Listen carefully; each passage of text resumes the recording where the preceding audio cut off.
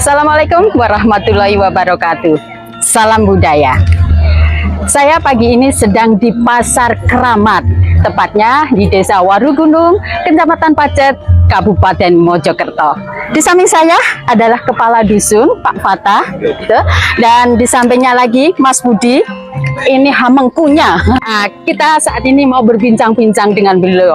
Apa sih Pasar Keramat ini dan seperti apa? Ini kita tanya ini dengan Pak Fatah ini. Bagaimana ini kok terjadi Pasar Keramat seperti ini? Prosesnya seperti apa? Proses awal ada inisiator kita Pak Budi mempunyai gagasan, gagasan bagaimana cara kita membantu masyarakat dan juga mengangkat perekonomian masyarakat. Nah, kemudian kita menemukan potensi yang ada di hutan bambu ini. Jadi untuk waktu itu kan hutan bambu ini dibuangi sampah oleh warga. Jadi kita sulap dengan inisiatornya Pak Budi, bagaimana kita memanfaatkan lahan seluas kurang lebih 1 hektar ini dengan rumpun bambu yang ada di tengah-tengah perkampungan. Wah, hebat. Nah, ini inisiatornya nih Mas Budi. Prosesnya gimana kok sampai bisa seperti ini? Kita proses nggak seberapa panjang sih. Kita pertama itu survei lokasinya ternyata cocok di hati. Oh, gitu. Jadi bagaimana untuk cara meningkatkan ekonomi masyarakat. Terus kemudian kita sambil ada beberapa orang yang membantu kita nggak sendiri, termasuk dari YBL, dari MBI, dari DLH. Survei lokasi bagaimana untuk merubah image masyarakat yang dulunya Barongan itu buang tempat sampah, buang hajat dan lain-lain, kita jadikan untuk wisata. Oh, gitu. Mulai bulan September kita bersihkan. Jadi itu tahun berapa Mas? Tahun 2022. 2022 ya. Iya. Banyak yang masyarakat nggak paham atau nggak percaya. Beberapa orang kita ditanya, mau buat apa? Buat pasar. Siapa yang tuku? Siapa yang beli? Banyak yang nggak percaya kan, asumsinya tempat ini angker. Ya. Terus warga sini aja jarang ke sini, apalagi orang luar. Kita bersihkan sama-sama, kita sosialisasi keluarga. Akhirnya ada warga yang tertarik untuk berjualan. Pada waktu itu hanya sedikit, hanya sekitar 30-an. 30 lah, lumayan 30. Juga sih ya, meskipun gitu. Terus pada dasarnya tujuan kita, itu niat kita, pasar ini kita tujukan untuk ibu-ibu, untuk ibu.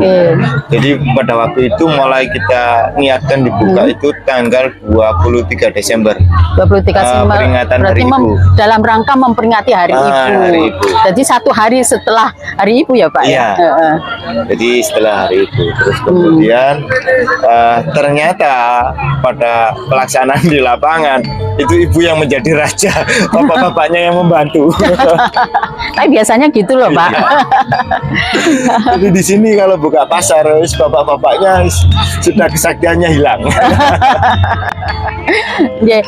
Saya boleh nanya ini, apa yang di benak Pak Fatah pertama kali ketika Mas Budi melontarkan inisiatif membuka Pasar Keramat ini? Hal yang pertama ada di benak saya, idenya cukup bagus, karena juga pasar bambu ini bukan pertama kali, karena di Jawa Tengah juga ada. Di Jawa Tengah juga ada Papringan ya kalau nggak salah ya, ada Papringan. Jadi mungkin sekilas ada gambaran kalau jadi waktu Pak Budi menginisiasi bagaimana kalau kita membuat pasar, saya sendiri sangat mendukung dan sangat setuju. Alhamdulillah ya, langsung didukung oleh kepala dusunnya gitu loh. Mas Budi, saya ini penasaran, kok banyaknya masyarakat datang ke Pasar Keramat ini. Sampai di sana tadi saya melihat macet, orang berbondong-bondong ke sini hanya ingin melihat Pasar Keramat. Apa yang menarik di Pasar Keramat ini, Mas? Sebenarnya kita konsepnya adalah konsep kembali ke zaman lampau, Oke. zaman Majapahit. Jadi kebanyakan orang sekarang, orang modern, tidak kenal dengan makanan-makanan yang zaman dulu. Itu mungkin yang membuat mereka tertarik. Contohnya apa, Mas? Makanan dulu Contohnya seperti- horok-horok. Horok-horok itu seperti apa, Mas? Horok-horok. Bahannya apa? Bahannya dari tepung ketan. Oh, ketepun ketan. Oh, yang dikasih kelapa Iya, diparut kasih yang kelapa. itu. Oke. Seperti budu tapi enggak dibentuk. Nggak dibentuk. Iya. Itu sudah keturunannya sudah hampir enggak jualan.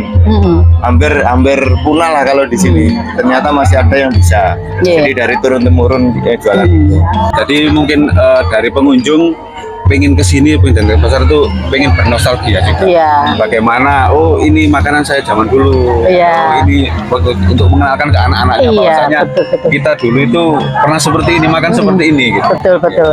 Tapi itu memang apa ya? Membuat kita kangen gitu loh, makanan-makanan seperti saya kalau pulang ke daerah kelahiran saya pasti yang saya cari ya makanan waktu saya kecil. Mungkin seperti ini ya, Iya. konsepnya seperti itu. Terus saya juga melihat banyak bambu-bambu. Pakai ini juga salah satu konsep di sini. Kita ingin itu apa yang ada di sekitar kita itu kita jadikan keterampilan bisa untuk menambah ekonomi masyarakat. Ya, intinya ingin membantu menghidupkan perekonomian setelah dari sekian lama COVID Iya, ya Pak ya. iya. Alhamdulillah kembali hidup ke perekonomian di desa Warugunung ini. Lalu untuk makanan dan minuman yang dijajakan di sini ini, apakah ada syarat khusus ya? Iya, jelas Bu. Jadi untuk jajanan makanan di sini itu harus sehat tanpa MSG. Oke. Jadi memang proses-prosesnya itu secara tradisional. Jadi sebelum kita buka pasar itu memang ada pelatihan-pelatihan. Oh gitu, Untuk di warga. training dulu gitu Iya, ya? training. Oh. Kebetulan kita dibantu oleh Bu Ayu, kebetulan dokter dari Surabaya, kemudian dari Persatuan GOW. Oh ya. Jadi non MSG, terus menjajat pewarna yang lain itu sudah tidak perbolehkan. Oh Harus gitu. memang alami, sehat. Benar-benar apa ori fresh ya, iya. higienis, Higienis, sehat. sehat. Ya, Tanpa gitu. pengawet. Tanpa pengawet. Lalu ada nggak apa souvenir yang bisa menjadi ikon di Pasar Keramat ini yang dijual di sini? Ada Bu. Jadi souvenirnya yang ikonik itu memang dari bambu. Bisa dari bermacam-macam dari bambu. Jadi ada yang capung itu, Oh, yang warga sini yang membuat. oh Dari juga bambu, dari ya. produknya warga Produk sendiri ya. Jadi kita coba memberikan gambaran. Jadi bahwasannya waktu senggang sebelum buka pasar mereka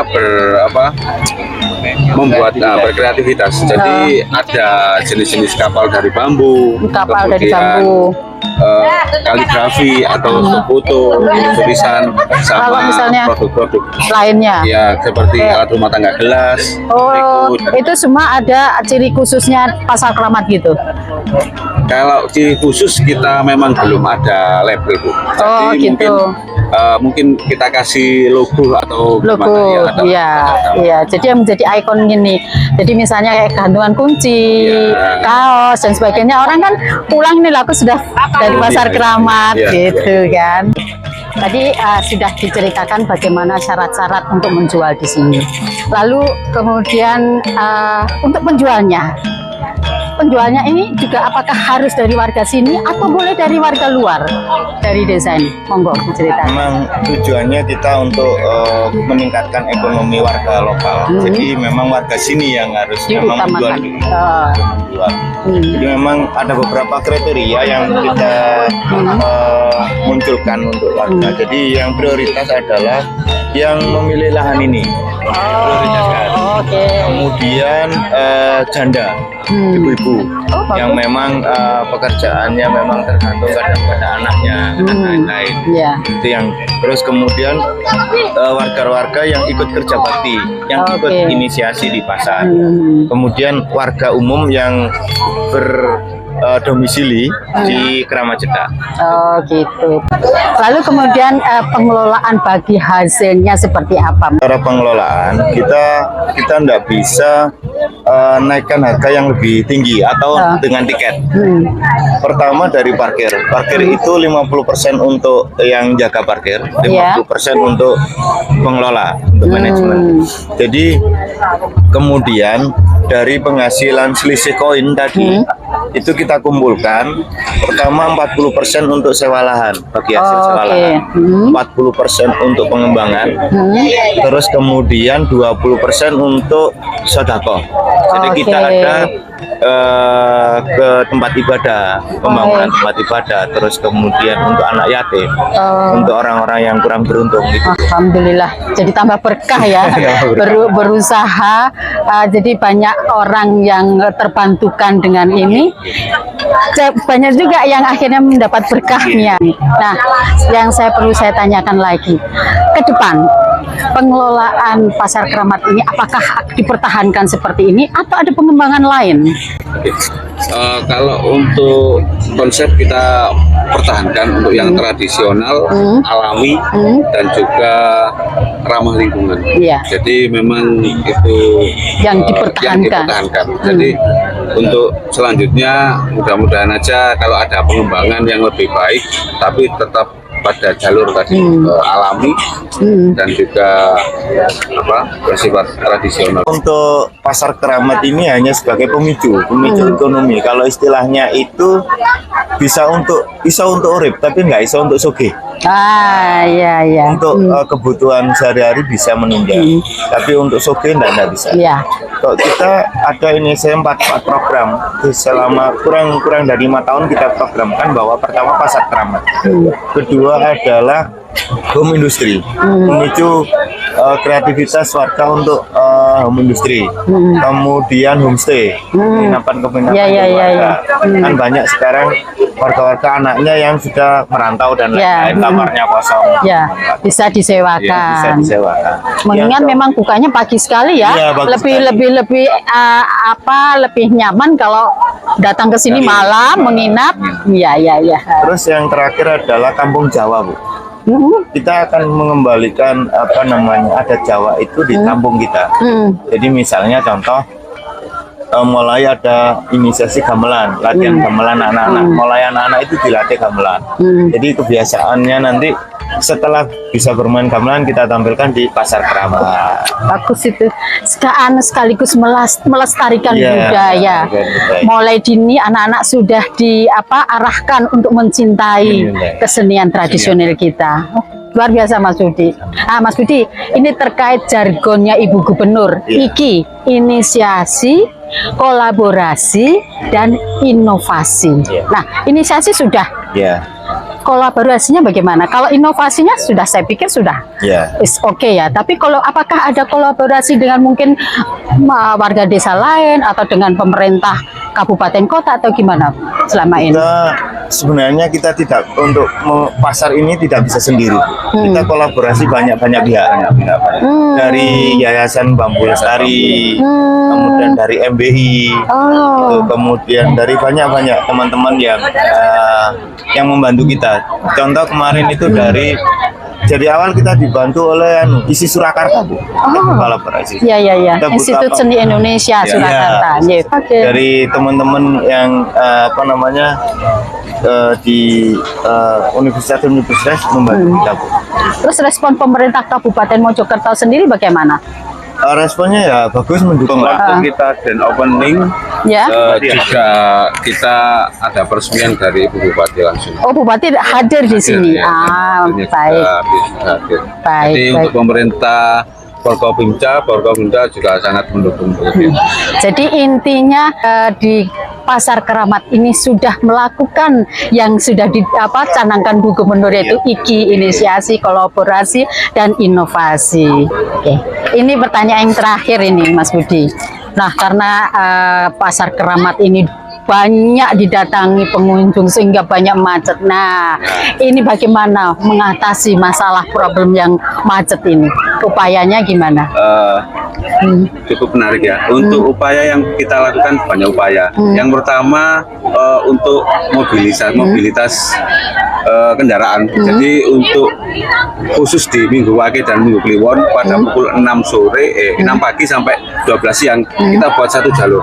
Oh. Jadi biar tidak ada meminimalisir kemacetan, jadi kita buat untuk satu jalur putar arah.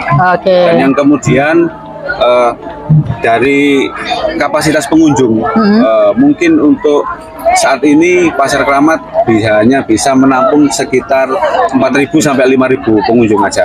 Jadi kalau sudah kita overload, kita tutup di depan, kita suruh langsung geser ke yang lain.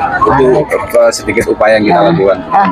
Mungkin sebelum kita menyelesaikan bincang-bincang ini, ada sesuatu yang disampaikan baik Mas Budi maupun Mas Fatah kepada teman-teman atau yang ingin mengadakan atau meningkatkan ekonomi masyarakat. Jadi tetap jalanilah niat Anda itu. Tetap semangat.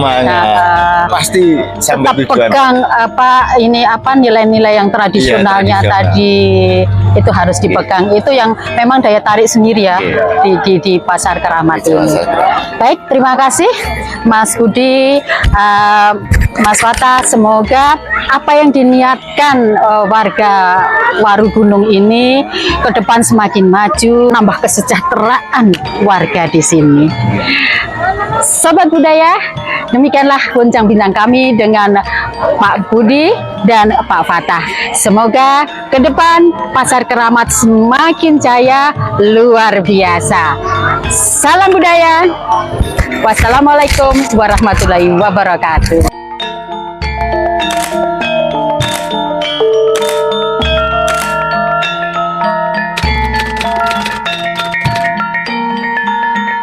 Selamat pagi Mas. Pagi juga, Mbak. Dari mana? Dari Lamongan, Jawa Timur. Lamongan. Kalau boleh tahu Mas, namanya siapa? Namanya Muhammad Soni, Mbak.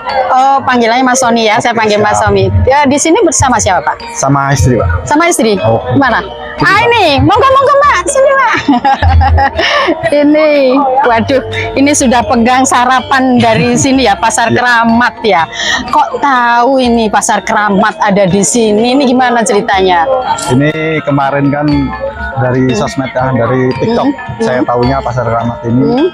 Menurut saya menarik gitu, Mbak. Makanya langsung datang ke sini jauh-jauh dari Lamongan. Terus kalau setelah sekarang datang di sini dan menyaksikan sendiri, apa yang menarik menurut Mas Soni di sini? Menurut saya pribadi itu di tempat ini cara transaksinya itu berbeda dari yang lain, Mbak. Yang terutama kita harus menukarkan uang kita yang rupiah pakai koin gobok, namanya gobok. Gobok itu uang kas Mojopahit, makanya kita memakainya itu istilah gobok gitu. Terus baru-baru mengincip ini. Sama tadi beli pepek. Oh, gimana rasanya? Enak sih. Enak. Cuman ya. Porsinya sedikit kecil. Oh, porsinya dikit. Oke, Mas, kalau boleh beri saran masukan untuk Pasar Keramat di sini, Mas, untuk ke depan biar lebih maju. Kalau saya lihat dari awal pertama saya masuk, untuk masuk itu, Mbak, menurut saya kurangnya lahan parkir. Oke, kurangnya lahan parkir. Penataannya kan masih banyak mobil-mobil yang parkir di luar jalan bisa masuk kan. Itu kan aksesnya juga lumayan jauh. Iya.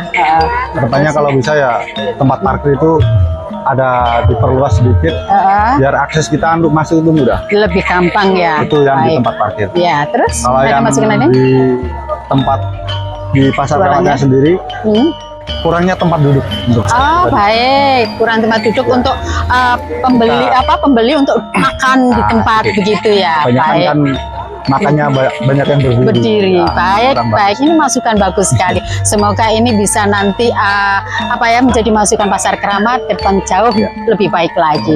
Terima kasih Mas Soni. Selamat menikmati sarapannya. Semoga cocok. Saya penasaran dari Melanggu. Kalau untuk tempat di sini sepertinya pengunjung membutuhkan tambahan tempat duduk, karena setelah pesan makan terlihat ada beberapa yang tolak-tolak minta tempat untuk duduk menikmati makanan. Itu saja sih dari saya. Kita tahu dari Instagram Pasar Kramat. Asli Jakarta ya, Bu? Iya, jangan lupa buat followernya Bapak dan juga Pasar Kramat mampir ke sini ya. Wajib cobain aneka makanan, banyak banget jenisnya. Thank you. Namanya siapa, Bu? Anissa. Anissa. Thank you. Ya, sama-sama Pak. Suka ngenjang, Bu. Suka ngenjang, Ibu. Mohon maaf nih mengganggu. Namanya siapa, Bu? Ibu Ika. Ibu Ika. Sejak kapan Bu jualan di Pasar Kramat ini? Sejak dari awal akhir tahun kemarin sih. Akhir tahun kemarin sejak dibukanya ya, Iya. tahun 2002 Desember tanggal 23 itu Ibu sudah sudah jualan. Iya, Wah. jualan ini.